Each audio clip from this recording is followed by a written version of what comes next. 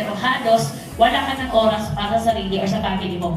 Siyempre, walang may gusto nun. You can have the time freedom. Sabi nila, kadalasan, pag may oras ka, wala kang pera.